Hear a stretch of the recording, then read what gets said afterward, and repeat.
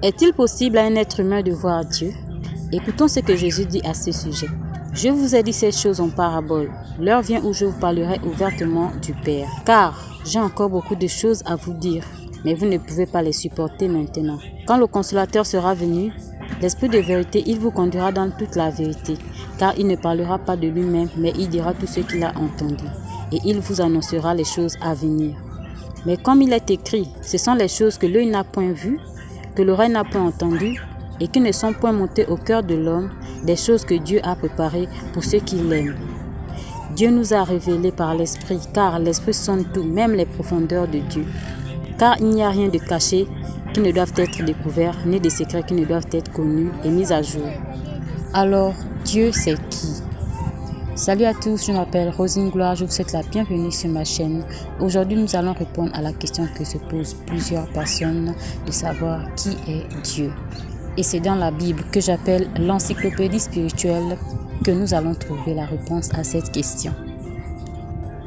Plusieurs chrétiens se disent que chercher à connaître l'identité de Dieu et savoir la manière dont Dieu est né, c'est un péché. Ils se disent que c'est contre la volonté de Dieu. Or, le désir de Dieu le Père, c'est qu'on apprenne à mieux le connaître, comme nous connaissons nos parents charnels. Car il nous a donné cette possibilité. Jésus-Christ a dit, c'est à vous qu'a été donné le mystère du royaume de Dieu. Mais pour ceux qui sont dehors, tout se passe en parabole. D'autres personnes se disent qu'un être humain ne peut pas connaître l'identité de Dieu, ni voir Dieu. Or, cela n'était pas possible quand le Saint-Esprit n'était pas encore en l'homme. Dieu avait dit à Moïse, un homme ne peut me voir et vivre. Mais maintenant que nous avons la possibilité de faire de notre corps le temple du Saint-Esprit, Dieu dit, je ne leur cacherai plus ma face, car je répandrai mon esprit sur la maison d'Israël, dit le Seigneur l'Éternel. Je serai pour vous un père, et vous serez pour moi des fils et des filles, dit le Seigneur Tout-Puissant. Et Jean, qui a vu Dieu par révélation en esprit, car Dieu est esprit, Jean nous donne quelques indices sur l'apparence de Dieu le Père, dans Apocalypse 4, verset 2. Jean dit qu'il a vu quelqu'un assis sur le trône. Dans Apocalypse 5, verset 1, Jean dit qu'il a vu dans la main de celui qui était assis sur le trône. Et il ajouta dans Apocalypse 4, verset 3, que celui qui était assis avait l'aspect d'une pierre de jaspe. Et voici une pierre de jaspe, semblable à des charbons ardents. Cela nous amène à comprendre que celui qui était assis sur le trône n'était pas un être différent des êtres humains.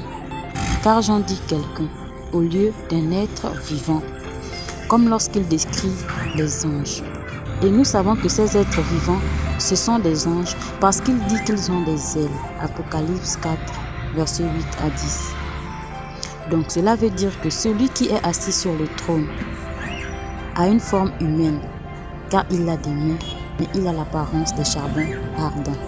Et Jean dit que les 24 vieillards et les anges l'adorent. Donc nous conclusons que celui que Jean a vu assis sur le trône, qui avait une forme humaine et l'aspect d'une pierre de jaspe semblable à des charbons ardents, c'est Dieu le Père éternel, le Dieu créateur des cieux et la terre. Dieu est digne, notre Seigneur et notre Dieu, de recevoir la gloire et l'honneur et la puissance, car tu as créé toutes choses et c'est par ta volonté qu'elles existent et qu'elles ont été créées. Car l'être spirituel qui ressemble aux hommes, c'est Dieu, qui a créé l'homme à son image et à sa ressemblance. Et le fait que cette personne a l'aspect d'une pierre de jaspe ne nous étonne pas, car Dieu se présente dans plusieurs versets bibliques par le feu. Et il porte le nom du feu dévorant, car l'Éternel ton Dieu est un feu dévorant, un Dieu jaloux. Il s'est présenté par le feu quand il a apparu à Moïse. L'Éternel vit qu'il se détournait pour voir, et Dieu l'appela du milieu du buisson et dit, Moïse, Moïse, il répondit, me voici. Dieu dit, n'approche pas d'ici, ôte tes souliers de tes pieds, car le lieu sur lequel tu te tiens est une terre sainte. Il ajouta, je suis le Dieu de ton père, le Dieu d'Abraham, le Dieu d'Isaac et le Dieu de Jacob. Moïse se cacha le visage car il craignait de regarder Dieu. Il marchait devant son peuple la nuit, dans une colonne de feu. Et Jésus-Christ qui nous avait promis en disant « Je vous parlerai ouvertement du Père » a envoyé son ange attester ces choses dans les églises. Jésus-Christ, ressuscité et glorifié, a apparu à Jean au milieu des 7 chandeliers d'or pour lui donner l'ordre d'écrire ce qu'il a vu. Moi, Jésus, j'ai envoyé mon ange pour vous attester ces choses dans les églises. Je suis le rejeton et la postérité de David, l'étoile brillante du matin. Je fus ravi en esprit au jour du Seigneur et j'entendis derrière moi une voix forte comme le son d'une trompette qui disait « Ce que tu vois, écris-le dans le livre et envoie-le aux 7 églises à Éphèse, à Smyrne, à Pergame, à Thyatire, à Sardes, à Philadelphie et à l'Odyssée. » Je me retournai pour connaître quelle était la voix qui me parlait et après m'être retourné, je vis 7 chandeliers d'or. Et au milieu des 7 chandeliers, quelqu'un qui ressemblait à un fils d'homme, vêtu d'une robe et ayant une ceinture d'or sur la poitrine. Sa tête et ses cheveux étaient blancs, comme de la laine blanche, comme de la neige. Ses yeux étaient comme une flamme de feu. Ses pieds étaient semblables à des lérins ardents, comme s'il eût été embrasé dans une fournaise. Et sa voix était comme le bruit de grandes eaux. Il avait dans sa main droite 7 étoiles. De sa bouche sortait une épée aiguë à 2 tranchants et son visage était comme le soleil lorsqu'il brille dans sa force. Quand je le vis, je tomba à ses pieds comme mort. Il posa sur moi sa main droite en disant « Ne crains point, je suis le premier, le dernier et le vivant. J'étais mort et voici, je suis vivant au siècle des siècles. Je tiens les clés de la mort et du séjour des morts. » Jean est un homme de la même nature que nous.